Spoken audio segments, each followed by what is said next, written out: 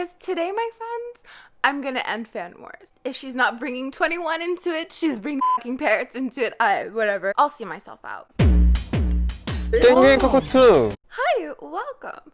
My name is Angelina, and today we are going to finally be reviewing Itzy's new title track with Not Shy. Now, this is a comeback that I've been so excited ever since the first teaser, and we're also going to be discussing some of the hate and copying allegations that Itzy have been receiving recently. Because today, my friends, I'm gonna end fan wars. I tried 10 months ago, didn't fucking work. Now, Itzy is kind of becoming, or kind of on the road to becoming one of my ults. I kind of want to get their light stick, but at the same time, if I wanted a hole in my wall, I would have just had a cockatoo. All the haters who were preparing to drag me by wishing my parrot was dead are like, what? She doesn't have a cockatoo? Everything's been a lie. I know, I'm sorry. You'll have to go for Kevin, my dog. But anyways, ever since Icy, I've become kind of a real fan of them. I get really excited for their comebacks. I thought Dalla, Icy, Wannabe were all really great songs. Even if I don't necessarily vibe with them right off the bat, they always end up stuck in my head and I end up falling in love with them anyways. But quite frankly, before even listening to this comeback, I just felt a connection to it, and I think it was really the obnoxious styling, which some people have said is worse than Zimzalabim. But to me, this really was the step up that Itzy needed after Wannabe. But I was so surprised to read a lot of your comments. A lot of people don't like the song. I feel like if you guys keep on vehemently hating songs that I review, I'm gonna get accused of being biased. But there's also so much negativity surrounding this comeback. Particularly, I saw it this morning when I was at their showcase. That's the life now, isn't it? You could be like, I was at their showcase without having to leave the house. You know, it's kind of cool. I don't know. But before we get into this, make sure you like, comment, subscribe, and share this video with friends you don't have. You can also subscribe. No. You can also follow me on Instagram because I'm making a rainbow. So let's actually start off with the music video itself. Now, a lot of people are accusing JYP of being really bad when it comes to kind of building up the hype for the music video, because JYP legit spoiled way too much. The entire start of the music video is basically the exact same thing as the opening trailer that they released, except it's in color instead of black and white. I was also able to see an entire performance of Not Shy before the release of the music video, which, by the way, though, even though the choreography is not necessarily my cup of tea, can we applaud a showcase that actually has live vocals, because I feel like that's so rare these days. But I could hear them breathing, and I appreciate that. But I digress. I've read a few people say that there is no clear storyline, and I would say that you're 100% wrong. So here's the thing. It starts off with this whole Western theme, right? But then they get hungry. They chase down this car, and then it turns into a cake heist. I mean, I respect the grind. As for my thoughts on the song itself, I'm going to keep it brief because I really want you guys to watch my end of the month review for August, where I basically tier rank K-pop comebacks. But spoiler alert, I thought it was catchy as hell. And you know, the Itzy chant in the chorus really takes the cake. I'll see myself out. But let us take a minute to talk about the concept, because I read in an interview that they have come out and said that they have changed concepts for this comeback in particular compared to their 3 previous title tracks that focused on self-confidence. Now, maybe the wording is a little off, but I do believe that they've maintained this kind of self-confidence image, though it does distance itself a little bit more from the I love myself type of vibe. And I don't think the concept has really changed all that much, because I do definitely still see these teen crush vibes, though I admit they are a little bit more on the girl crush side. So rather than completely changing their tune, totally changing their concept, style, image, sound, it's more of a gradual evolution, and we can see this slowly happening. But it's still familiar in my opinion. It still screams Itzy. It still has those elements that Itzy have established for themselves. But it does admittedly have a little bit of a twist. And I think that's a really good move to make given the current K-pop climate, if I'm being really honest with you. Because on one hand, it's not too much of a shock for fans, but they can't really, dig in on Itzy for doing the same thing over and over again. And on the other hand, we can also see like this slow evolution. Because of course, a lot of people think that Itzy have kind of overdone this self-confidence type of concept. I don't personally agree with that. I love the whole love myself type of thing. But I find it very difficult for K-pop groups to find a balance these days, especially given fans' requests, because there are some fans who are like, no, I want the same thing all the time. And then there are other fans who are like, no, you really need to switch it up. But I think this is a good balance between, not switching it up too much, but also not giving your audience the same thing regurgitated, repeated all the time. Even though, why did this come to my head? I was going to say, regurgitation's not like a bad thing. I don't mind the same thing all the time as well.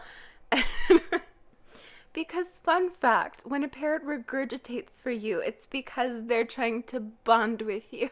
And you might be honored for such a lovely gesture, but you shouldn't encourage it because you might lead your parrot on in weird ways and then they might end up frustrated. If she's not bringing 21 into it, she's bringing fucking parrots into it. Whatever.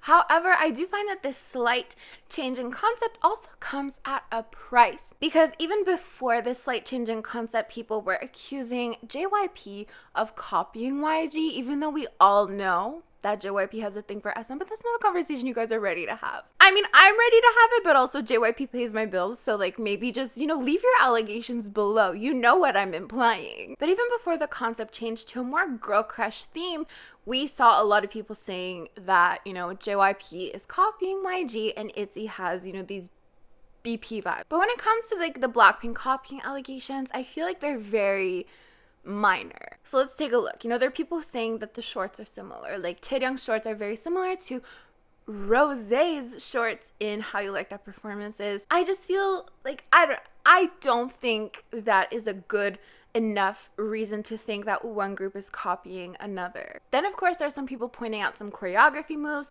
this move that kind of seems like a How You Like That move, and a lot of people in my comment section are saying it is the same choreographer. So if it is the same choreographer, it would kind of make sense if it has a similar vibe. But I did want to point out, because I feel like this causes a lot of fan wars when we see choreographies that are quite similar. So boy groups do this all the time, like all the time. And I don't see a lot of people making as big of a fuss about it or causing as much fan wars about it. When boy groups do the same move in their choreography, people are like, that is so cool. Oh my god, look at my two ults doing the same moves. But when girl groups do it, it's like, oh my god, they're copying, they're unoriginal, and all of that. And I'm bringing that up because I want you guys to know that it is so common to see similar dance moves across different groups. There's a difference between what is most relevant within pop culture compared to straight up plagiarism. Do you know what I mean? As for the concept, girl crush in and of itself has been done for so long, for so many years, by so many groups, so it's not really reasoning that I agree with. But if you would like me to look more into this and make its own separate video, then let me know in the comments down below. And on that note of choreography, I've noticed a lot of people saying that this isn't, Itzy's signature choreography. If we look back to Dalla and Itzy, and honestly, I feel like I've noticed a change in their choreography since Wannabe era. But for this comeback in particular, I feel like Itzy really said, we want to prioritize vocals, and I can't be mad at that. Honestly, since they've attended award shows in 2019, I've been like, okay, Itzy have been singing a lot more live recently, and I feel like their choreography is kind of made in a way to allow them to do that. If you look at a lot of 4th gen dances, you'll recognize that they are so intense. And there's nothing wrong with that, but you obviously cannot prioritize live vocals if you're prioritizing a very complicated dance. So I feel like this choreography, though it's not typically signature Itzy, it is still regardless very refreshing because we get to hear more live raw vocals as seen in their showcase. I'm hearing raw live vocals. I'm seeing a struggle in their faces. I'm hearing breathing. I love it. I literally cannot knock it. Like, I definitely love a good choreography, but if I had to choose between choreography and live vocals, I'm gonna pick live vocals 100%. I feel like they went a more vocal route. And that might sound a little weird because it is still very heavily dance-based, but you have to admit it's a little bit different. Let me know if you saw that little change or if it's all in my head. The amount of hate that I saw on their showcase was very odd to me because I went to Super M's showcase and I don't remember seeing really hate comments to that extent. Like, I was on Itzy's live stream for their showcase and it was literally all comments like BTS is better, Twice is better, Blackpink is better, and I was like, why? I will never understand people who come out of their way to go on other people's platforms to hate on them. Like, if you hate them so much, why are you wasting your time like that? Like, it makes the least sense in my mind for people to just sit there and be like, how can I ruin this person's mental health today? Let's try all the ways. It was just a little bit heartbreaking, especially because I think it was Yuna who was expressing her excitement that fans were able to do a live chat. Obviously, none of them were reading the live chat, but it still obviously made the experience uncomfortable. And not only do we need to do better as a community, but also like these companies should also be having, you know, words that are blocked, you know, comment moderators, all of that stuff. Even though I know there was like, you know, 50,000 people watching and that would be kind of hard. I don't know. I was just a little bit confused by all of it. Okay, so let's talk about styling. They literally said, icy, but I'm on fire. I am so in love with this styling. It's like a continuation of Icy and I'm so on board. Like in the opening trailer, it made it seem like they would really go full on Western theme, but they really didn't. They brought something so new and innovative to the table and I appreciate that so much, even though a lot of people are like, the styling is bad. And I'm like, you obviously didn't live through second gen. We ended up with the most obnoxiously colorful outfits that I do think will go down in history. Wannabe was a great song, but the styling was a little bit lacking in my opinion. And it didn't really stick out in the same way that Icy did. So I feel like Not Shy is more on that same wavelength. In some cases, I really feel like Itzy genuinely have some of the best styling in the industry. It's not the most consistent, but when it's good, it's amazing. Like in some eras, they just really have this ability to create outfits that are really burned into your mind. And I don't think this is any exception. We have these bold elements, these fresh elements, and honestly, I'm just in love. I cannot wait to roast these outfits. But as a sneak peek, I'm really vibing with Ryujin's outfit because I think it's a mix of such loud patterns and colors. And I would totally wear this while walking my dog. And maybe I'm gonna sound like a broken record, but it does give me second gen vibes. What I miss about second gen, aside from vocals,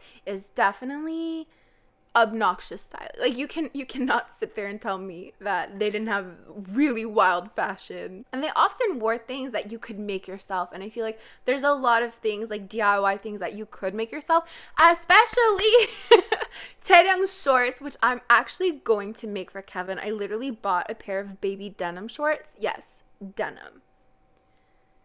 I don't even care. I'm making those shorts for Kevin, so go subscribe to my second channel because I think that's where I'm gonna upload it. Even looking at the outfits that they wore in the desert, I mean, they're more like high fashion mixed again with these really outrageous elements, and I'm just so thankful that they kept those Western vibes to a minimum. My friend Valerie just messaged me like, why did the performance and the music video reaction come first? JYP! What was up with that? But anyways, that is basically it for this video. Thank you so much.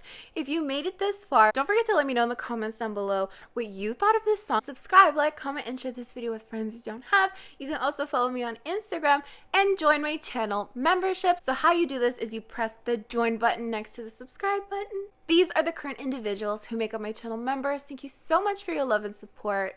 As for me, I'm gonna get going, but I think later I'm gonna film an album listening party. So again, go subscribe to my second channel for that. I haven't uploaded in so long, but I promise I'll keep uploading. Bye!